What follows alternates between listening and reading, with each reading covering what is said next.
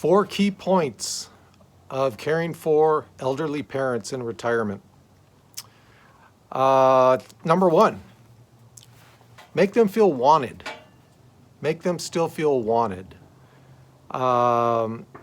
That's tough because I had to do this for a while with my mother who passed away last year. Unfortunately, for the last couple of years, she had dementia and was steadily going downhill as far as that goes. But there were times when I was caring for her, it could be frustrating. For a while there, I was doing it by myself. Eventually, I had to get some help, though. I really had to get some help. But along those stages of her becoming more dependent and more dependent, it can be frustrating at times, and you can tell that they're thinking that they're just such a burden. They're such a burden on you. Make them feel that they're still wanted. It can be tough. Of course, you're always going to love your parents. But when you're under a lot of pressure and when you have not so much financial burden, because in her case, we used a reverse mortgage to help with a lot of the medical expenses because we didn't really have any backup to help her with that, and she sure didn't. But as they feel, that they're a burden on you and stuff, make them feel wanted. Force yourself, even if you're not in the mood, to, greet your parent with a smile in the morning.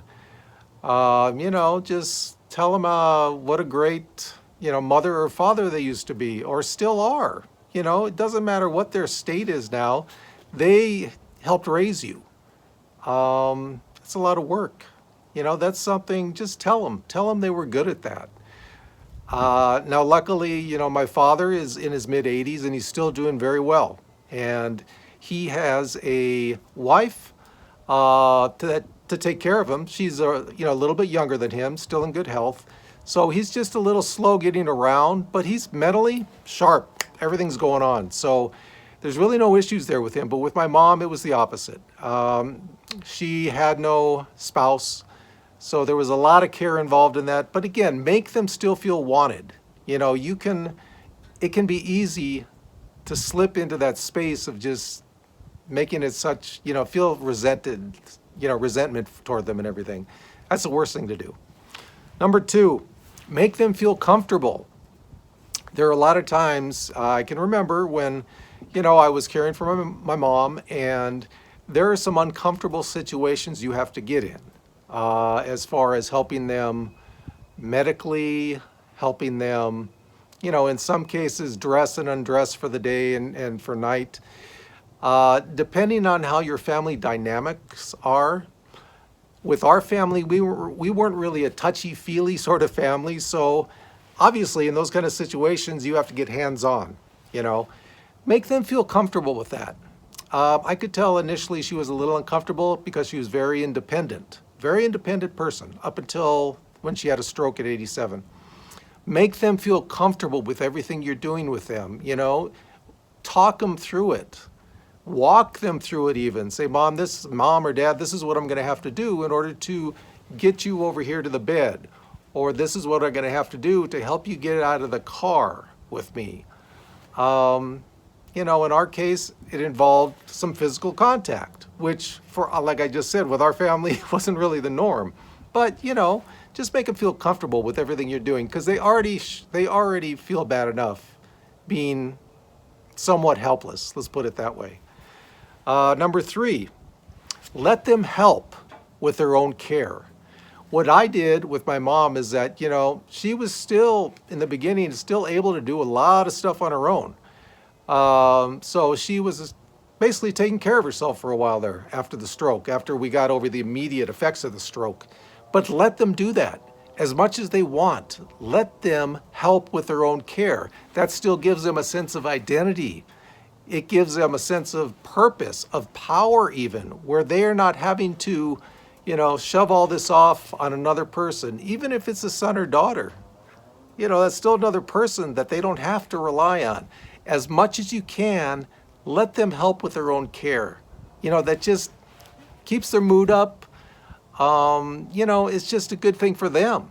I mean, while you're doing this, while you're caring for an elderly parent, you have to be as selfless as possible. Within limits, obviously. Of course, you're still going to take care of yourself. If you're working, you're still going to, you got your job to take care of and everything, but try and be as selfless as possible when you're doing this.